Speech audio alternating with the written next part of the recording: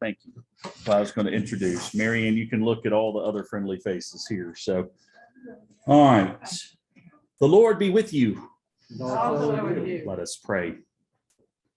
Gracious God, guide our hearts that we may listen, guide our minds that we may understand the ways that you have revealed yourself to people different than us, the way in which you have revealed yourself to people who have experienced things that we could not possibly imagine. Guide us and help us to hear, to respect, and to be a part of their story, that we all may continue to grow into the kingdom of all believers in which you have called us to serve. Through Jesus Christ our Lord. Amen. Amen. All right, so we'll be ambitious and try to cover 2 chapters today, which that's not going to happen, but we're down to this week and next week. These will be our last 2 Sundays with this book, so I do want to try to get through as much today as we can. I actually want to jump to chapter 6 to start, and this is the chapter that's called "What Shall We Do with This Rage?"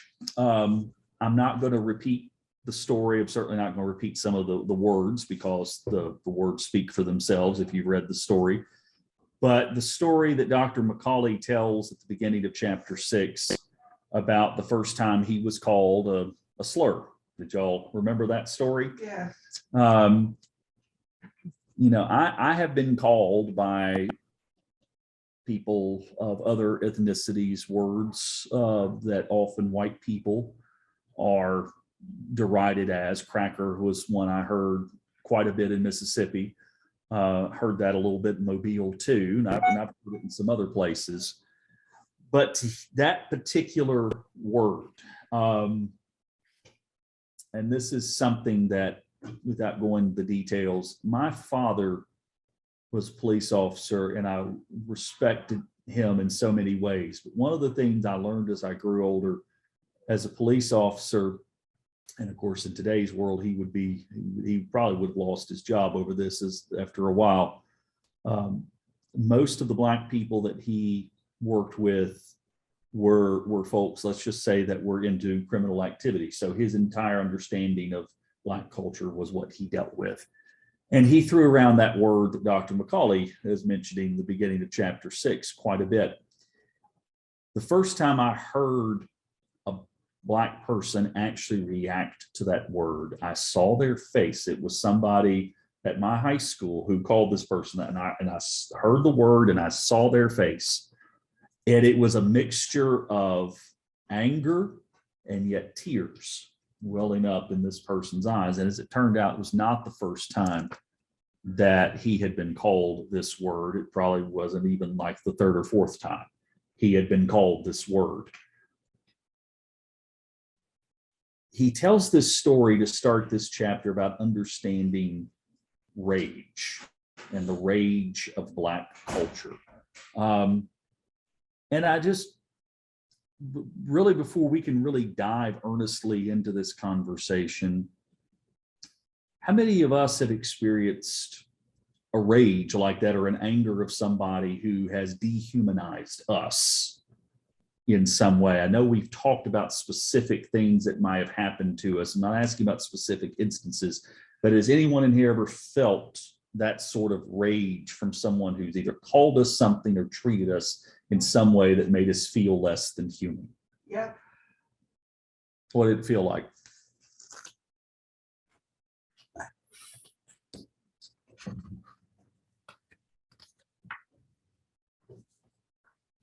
Just to be honest, it's hard to put them in words.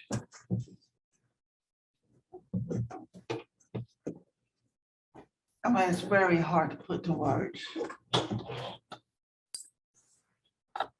All I could do is pray over it and forgive the person now, or actually a group of people. It's the whole thing is stem out of ignorance more than anything. But hopefully I won't hear the word retarded again for the rest of my life.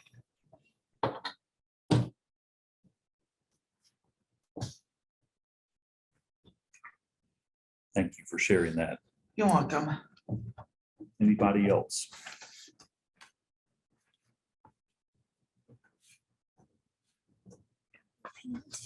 I'm sorry. I'm shaking the I'm table. trying by to cutting paint my it out to fingers. other people. Yeah. There's a quote in here, and it's okay if we can't relate, because to be honest, it's like I said, as much as I've been called slurs, it doesn't hit me as hard as the experience that Dr. McCauley had being called that word for the first time. He writes, little black girls and black boys collect these slights, large and small, as they navigate the cities and towns, the highways and back roads of these United States. Goes on to say, black children are taught strategies of survival that often come at the cost of their childhood or basic humanity.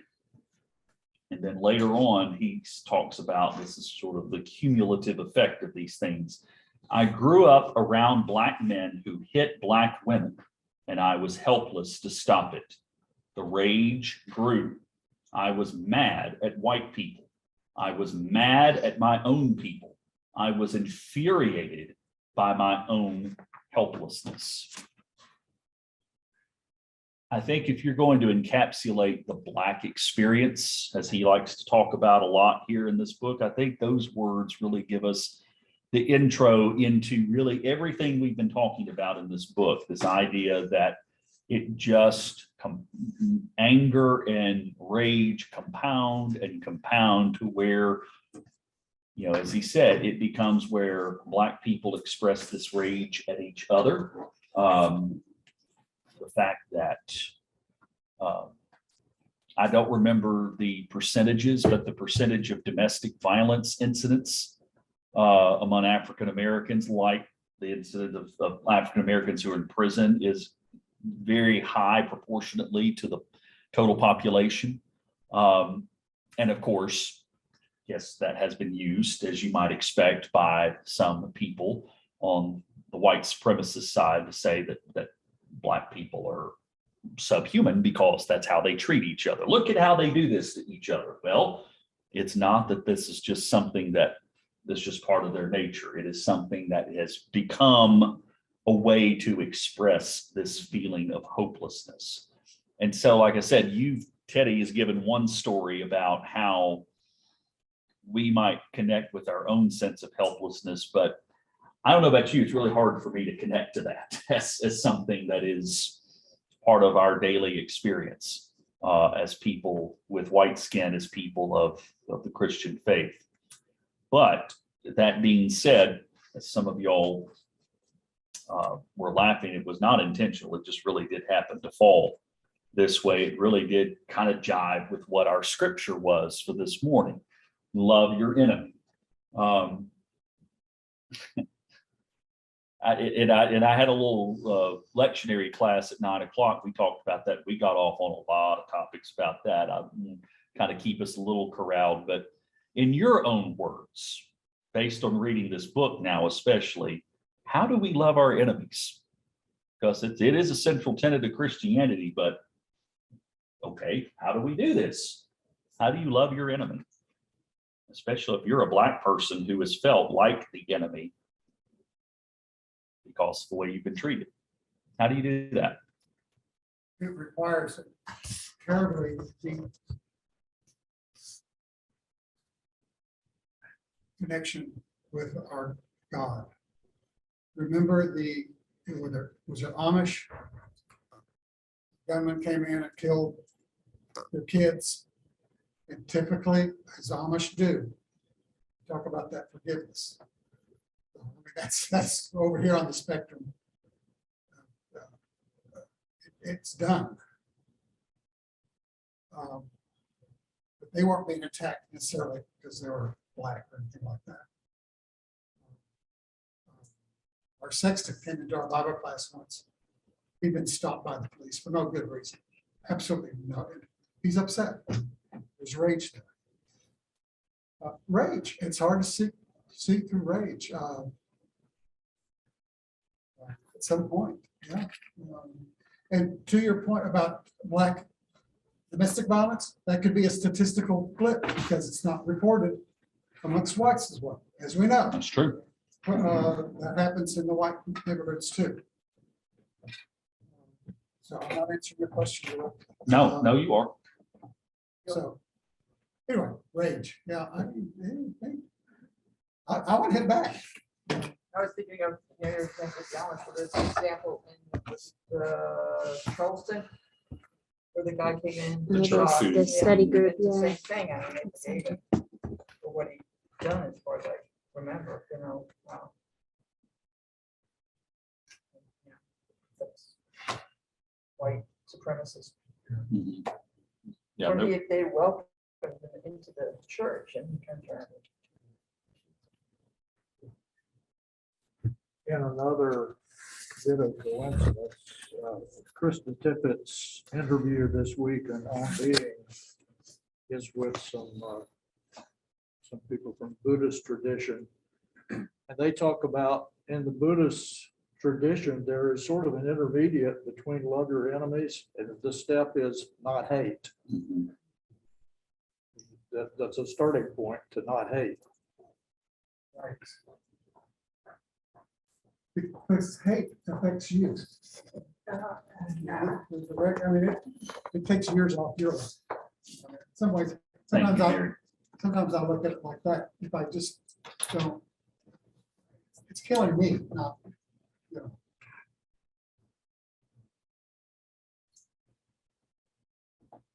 Reminds me of a quote of one of our rectors years ago, Steve Freeman, that says, you're trying to eat rat poison and hoping that the rat would die.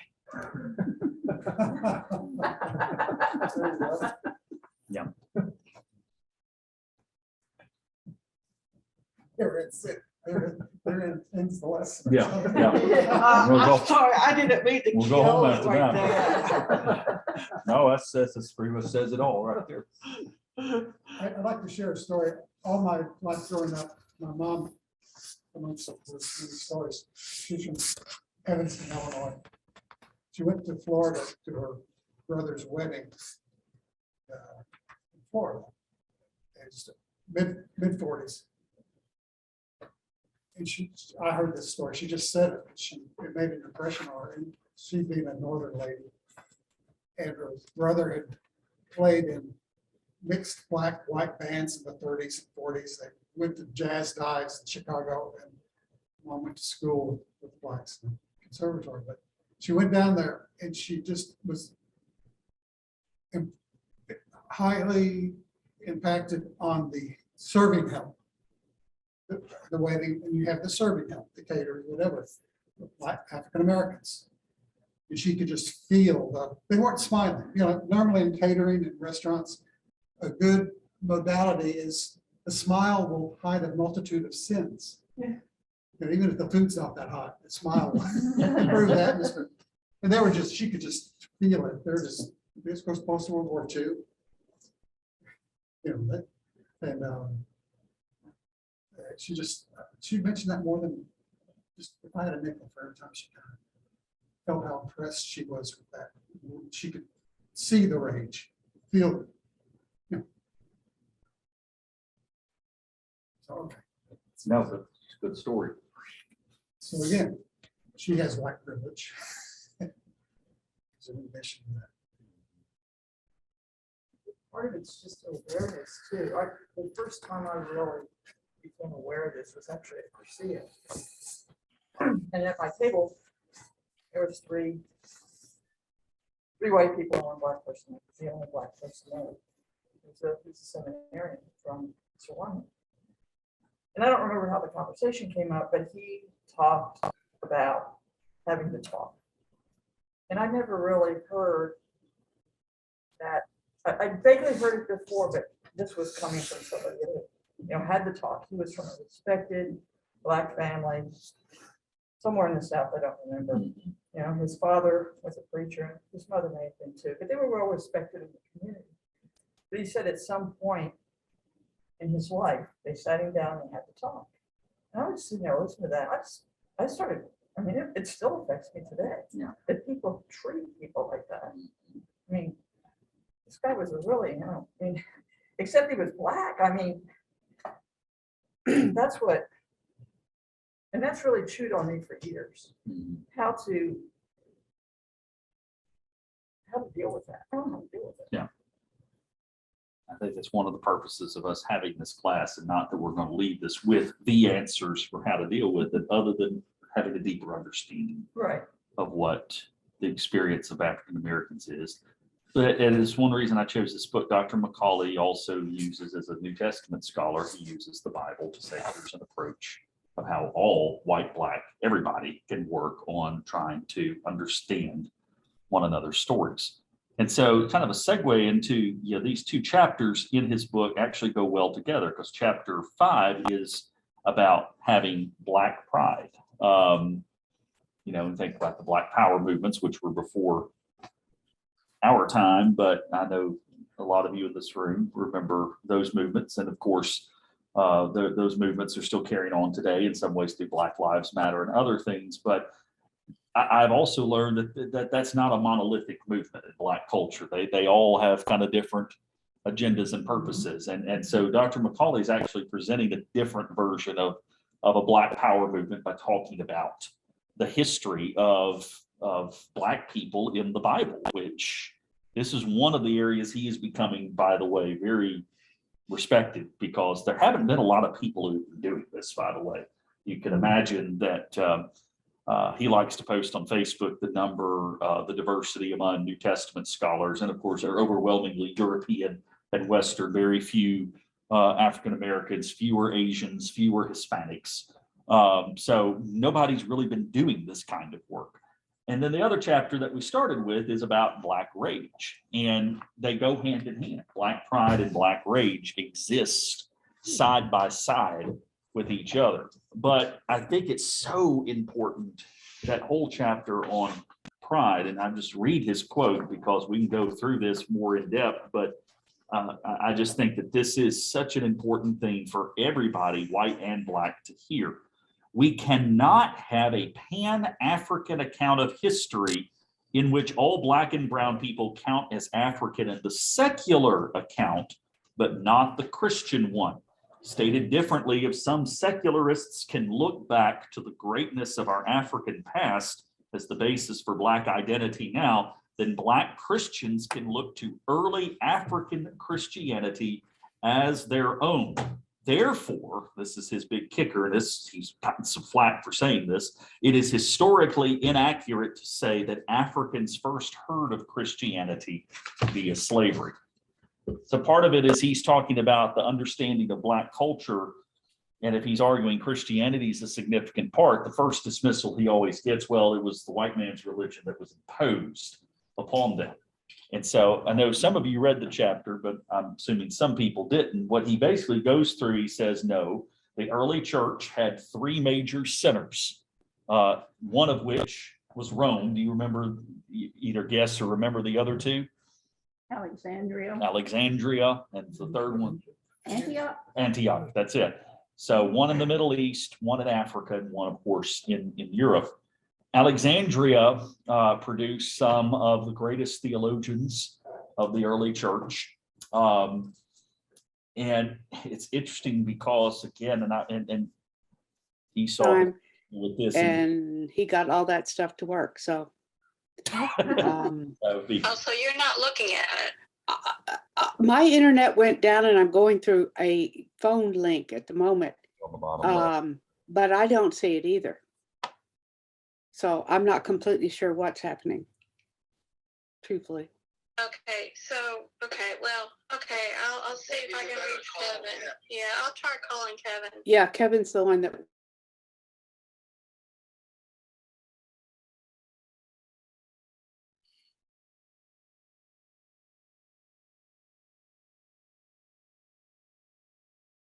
There we go.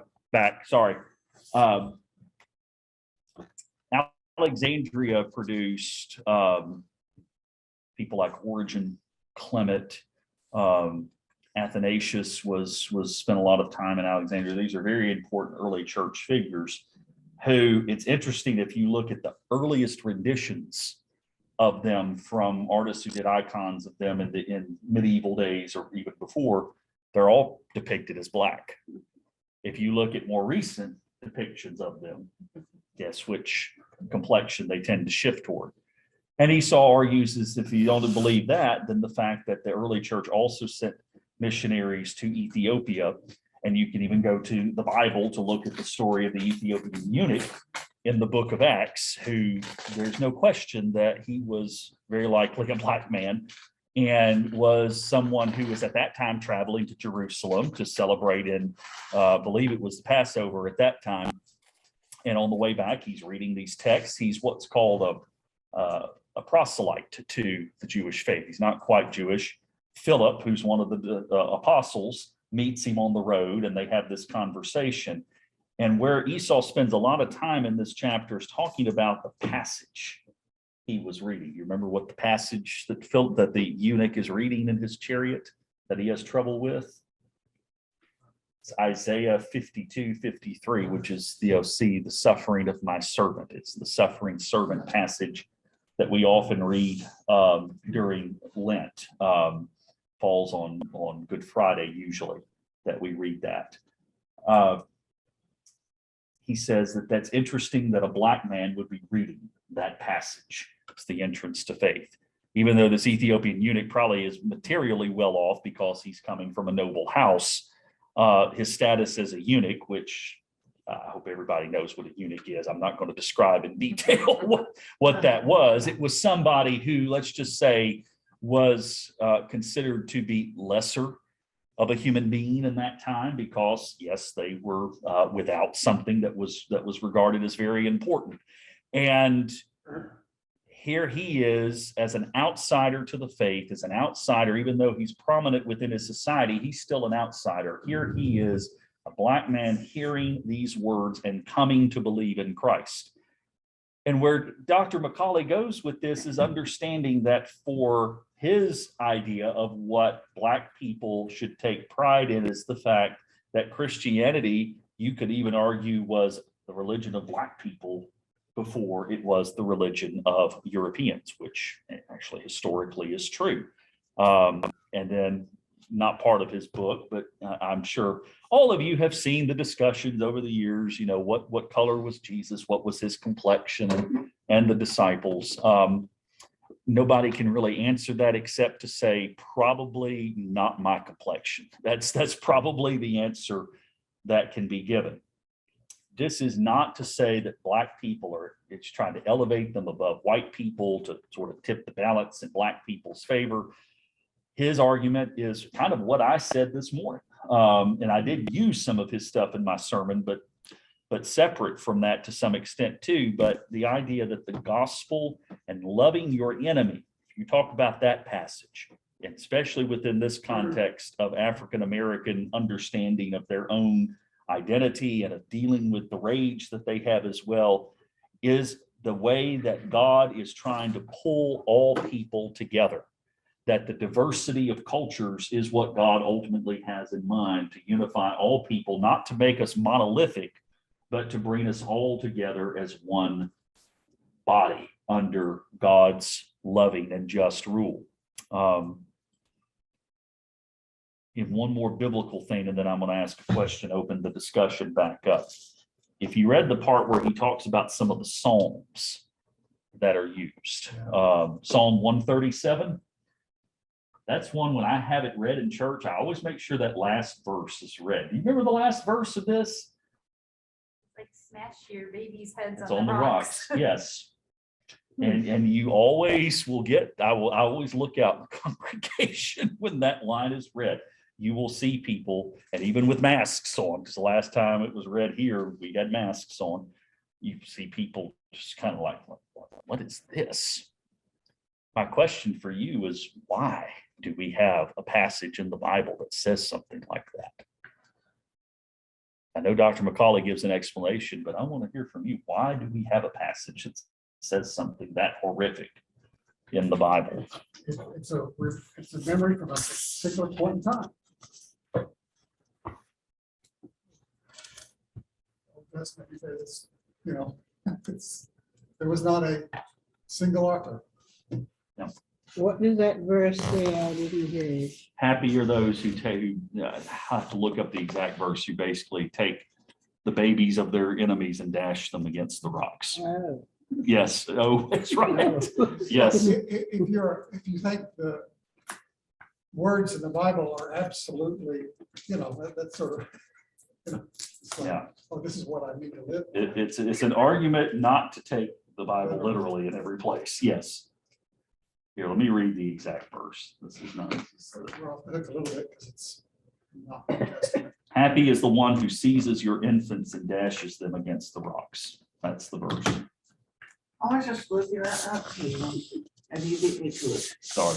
I'm glad that wasn't my song this morning. You do not fret yourself because of evildoers. But the songs are a place where all our emotions get expressed. Mhm. I did a class years ago about the songs. And I said, there's about at least 5 emotions that I could count in the Psalms. One of them is anger and frustration. And this is like anger and frustration on their part. I mean, it's more than just anger. Yeah. I mean, there's some people who have a quick temper and might say stuff. I mean, this is again a cumulative effect. Esau. I don't have it marked in here. Take me a minute to look it up. I'll just try to paraphrase. But he makes the comment: you have people who have taken your land, who've taken you away from your land, who've stripped every possession from you, and now they're trying to take the last thing you have is your emotions. Oh, we don't care that you're upset. Make us happy. Sing us a song. That's how the psalm is. Our oppressors wanted us to sing the song of Israel for us. And this was the reply to that. They said that they're not going to take anymore. This is their answer to that, is this anger and rage. And I heard somebody not too long ago, this is not somebody here in St. Stephen's, it is somebody I had a conversation with in Oak Ridge. I was like, oh, really? Who said, oh, there's no reason for people to be that upset about things anymore. And I'm like, come again? What? What? And it was a person that I'm not going to say too much, I give away who it is, but person basically had, we live in a nice town here. We got a lot of good things going on here. I'm like, yeah, we do have a lot of nice things going on here. That doesn't take away that not everybody experiences Oak Ridge as this utopia kind of place. I mean, you mentioned one person, our sexton, who's been very open talking about some of his experiences with some of the police here locally in Oak Ridge. But if it were utopia, we would not have, the schools would not have the relatively large population of students who qualify for free and reduced lunch. But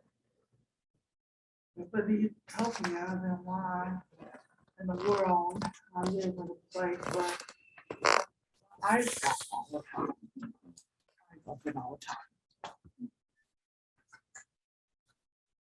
Billy, I just wanted to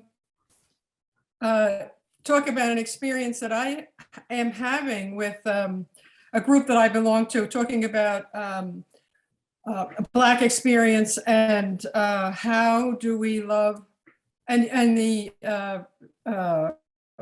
your sermon today and the gospel about how do we love our enemies. And this group is called Joyful Reconcilers. I don't know if anybody has heard of the group. It's in Oak Ridge. It's been around since the early 1990s. And it's a group of Black women and white women who get together the second Friday of every month. And I have been, I don't know what the word is. I have been just so overwhelmed by the strength and the this is of the Black women that are in this group, and this is a group that was founded on bring Black women and white women together in a Christian atmosphere, I guess. So we begin every meeting with prayer.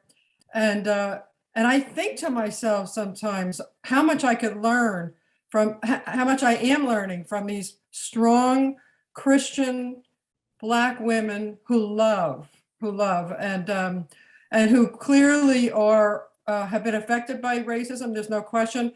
We talk about it. And, so for example, a couple of months ago, one of the, and they also try to be activists. A couple of months ago, they're trying to move a voting polling place to Scarborough, the Scarborough Community Center. And the election commission in Anderson County wants to move it to the senior center, has moved it to the senior center. And one of the commissioners said something about the fact, and this came up at the meeting, how Scarborough, they don't want to go down to Scarborough because it's not safe down there. And the Black woman, one of these strong Black women, I think maybe one of the ones that is a professor at Brown State, was relating this. And I remember thinking, like, what is she feeling? But she wasn't expressing like animosity. She wasn't expressing anger. She was just expressing this is a fact of their lives. And most recently, last week, in fact, this month, they had a speaker, somebody called Nancy Bourne. She's 88 years old. She lives in Tennessee, in Murfreesboro, and she wrote a book that she was talking about. And the book is Grandma Anna and Me, about her grandmother. And so she talked about her great-grandparents, her great-great-grandparents who were slaves. And she talked about that, but she talked about it in a kind manner, in a manner of, and we can learn so much from people that have experienced and have come out the other end in a, somehow have come out the other end. I don't know how, with love. And one of the things she told us at the end, she said, I don't know if she has this in her book or not, but she said, the 4 things she lives by are having strength, being tender, keeping faith, and loving everyone you meet. And I just thought, I just wanted to interject that, because I think that there are, despite all the rage and the rightful rage and the rightful anger, there's also Black people that have come out of this for themselves, trying to show how to love, and show how to not to treat everybody with anger. There's also another group in Oak Ridge called ORSOR. I don't know if people have heard about it, ORSOR, Oak Ridge Solutions on Racism, which also is a group of white and Black people that are tackling the issues of the day, but trying to do it in kindness for each other and in love. And I don't know, I just wanted to bring that up because I know that there are a lot of reasons, and certainly white people along with Black people can be so, and certainly Black people, I don't know how Black people can face society sometimes that is such a racist, where there's so much racism. And yet I'm learning from these Black women. I'm learning from these Black women. And I just wanted to say that there are ways that even Black people are trying to, like this woman said, this woman who she may have even, she certainly knew her relatives that were slaves, and yet says, love everyone we meet, so we can learn from other people. So I just wanted to say that. Thank you, Mary Ann. That goes back to what Bailey just said about running into people and saying, why is everyone so upset? We live in a nice town. Here we have an obvious voter suppression action. Right. From lack of knowledge. A commissioner doesn't live there. Right. Great facility, great parking, new facility. Right. Kids go to school across the darn street. right, We don't have people vote there. right, It's just Right. evident right. TV from everywhere. Oh, it's Right. dangerous down there in Scarborough. So we go to the Right. senior center, which is not in the neighborhood. Right, It's a hot button with me. So when Bailey bumps into people and they say, well, everything's great. This is something you can bring out. And Oak Ridge is not unique in that. I mean, Sarah and I could tell- and Mobile, everything was peachy in Mobile Yeah, all the Oak Ridge time. is supposed to be Yeah. unique. There's been studies over and over and over. The length of time you wait in line to vote is directly related to how many non-white people live in the district. Black people yeah, have to wait longer. And now the states like Georgia are making it a crime to hand out water to people waiting in line to It's vote. illegal, yeah. It's Well, that's BS. blatant voter suppression. yeah. I don't know if this is voter suppression as much as, I guess inadvertently it is, but it's the fact that when they're changing the polling place from the city hall where it is now to another location. And this election commission, despite the clear disadvantages of a senior center in terms of traffic, in terms of Conditions. the advantages of Scarborough Community Center clearly do not want to go into the Black neighborhood and put a bowling place in there, and you're right, this is happening now, present day, right here now in Oak Ridge, yeah. Let me bring this back kind of to another place here. Let me, because we've got 5 minutes here. It actually kind of goes back to where we were ending last week, but I think kind of building up on this idea of Black pride and Black rage kind of being put together here. Sarah, you shared the story about that comment that was made that just, what do I do?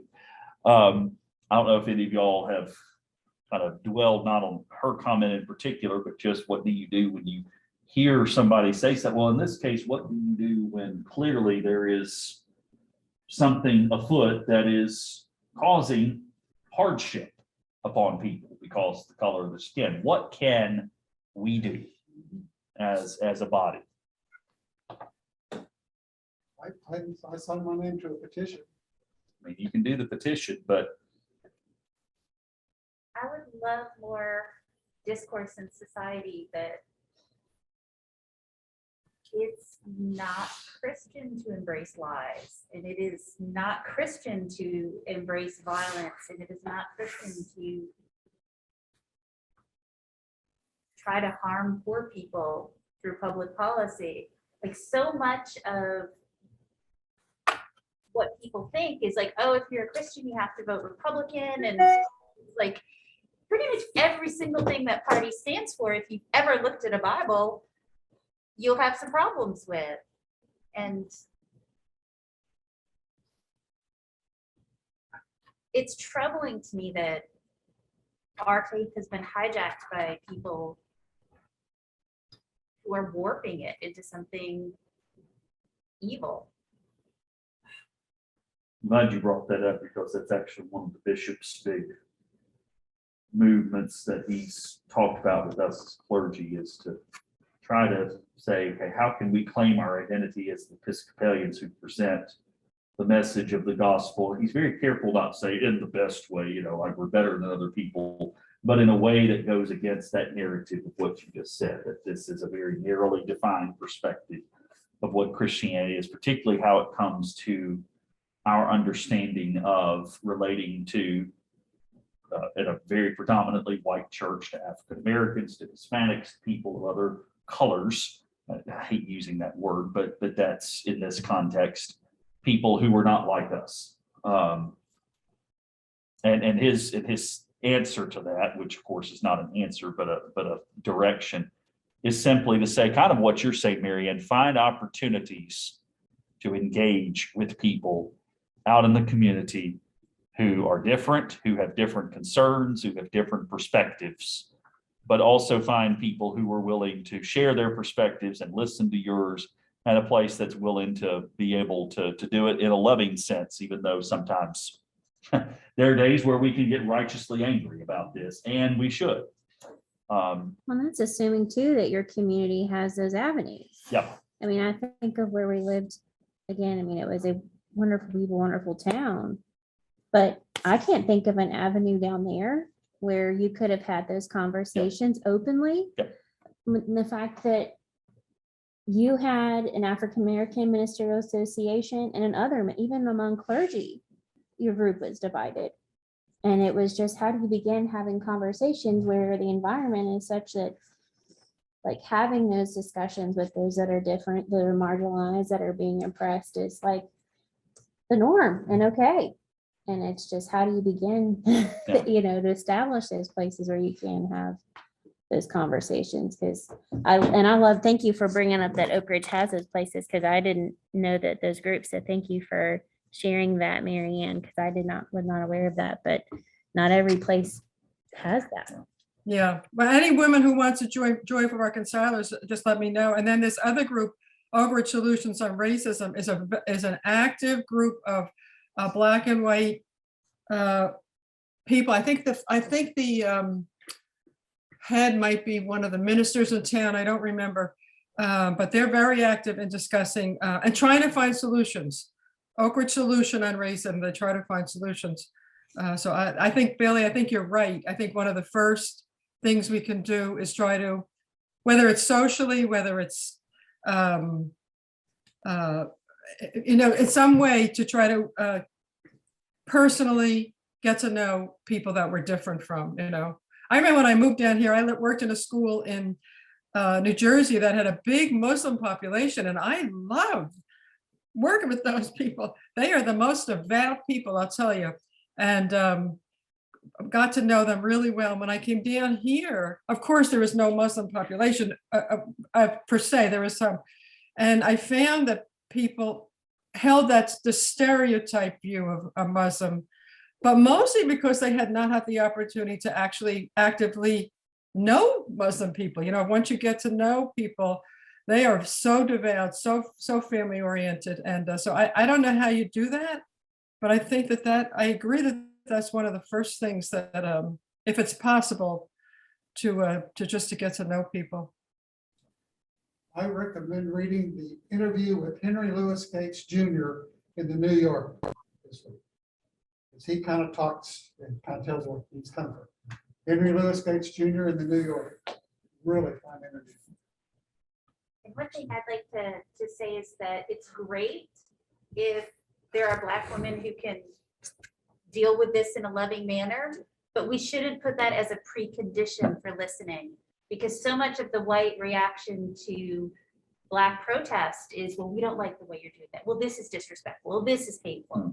And it's like, okay, you're allowed to express your opinion as long as you do it super politely and not in a way that's going to make me feel uncomfortable. If it were blacks on January 6th, there would have been blood rolling down the steps. Every single one of them would be. He said. Right? and let me. Or in Canada, Yeah. I mean, would we allow Black Lives Matter to occupy a major It city would for National weeks Guard on would have end? been. Yeah, day two. And let me close with this kind of a follow-up to that. There was some during when we had I didn't call it a protest. It was a march from the high school over to the Bell, Friendship Bell back, what was that, May of 2020? Yeah. And a group of It's us went, which I will tell you, there were a few people that got really stirred up and angry at me for even, why are we doing that? But I also remember in the aftermath, there were a few people who came to me and said, well, we just need to go over to, and I won't say which church it is, but a prominent church over in Scarborough. We just need to go sit down and visit with them. And I said, whoa, time out. White people just marching and say, we want to talk is not going to be received very well. And the pastor of this church, who's a friend of mine, he and I talked about this. He just kind of smiled. He said, your instincts are correct on that. But he said, ultimately, I think my community wants to engage the white community in much deeper levels regarding these things, but we have to take our own time in getting to it. And that's an important thing to remember about this is we have to listen to them about how, when we engage African Americans about this, how comfortable are they? Sounds like the group you're with, Mary Ann's very comfortable with it, but Mary is right. It doesn't apply across the board to to everybody. So, I want to tell a story. okay, this will be the last thing because we are out of I town. know. I want to tell a story about my mom. This is when Nelson Mandela was free from jail. She was so happy that she just let everyone know from church, from this parish, whomever she like, I'm so glad he's free. I'm like, she could not contain her enthusiasm about it. And I was glad to see my mom like this. In a good, such a good state. Like, I also glad to see him free. It's like a holiday for both of us. And then to see him becoming president, oh my word, we were thrilled. So good way to close. So our last day next week, chapter 7, and the conclusion, which is just a few pages, and we'll kind of wrap this up. I don't want to leave this class with saying this is what we want to do as a community, but I would like y'all to bring some ideas next week, as y'all already have this week, about what are some ways to go by what the bishop has directed us, is not directed, but suggested for us as clergy to do. What are some ways for us to be better listeners and to be better engaged with the stories of our African-American neighbors here around us? So think about that. Just as a way for us to carry on some conversation and some work from these sessions, and not just have this, oh, we've had this nice book discussion, but we're, we're done talking about it after this. I don't want that to be the case. So Until next February. yes, until next February, absolutely, yes. It should be So- all year round. Okay, you want to go ahead. Mary Ann, you are our Zoom contestant this morning, so thank you for being with us. So you're on mute, by the way. I have a hard time hearing, so that's why Zoom is so much better for me Good. than it being the distance. So thank you for doing that. All right, Absolutely. take care. See you All right. Wednesday. Bye-bye. All right, bye-bye.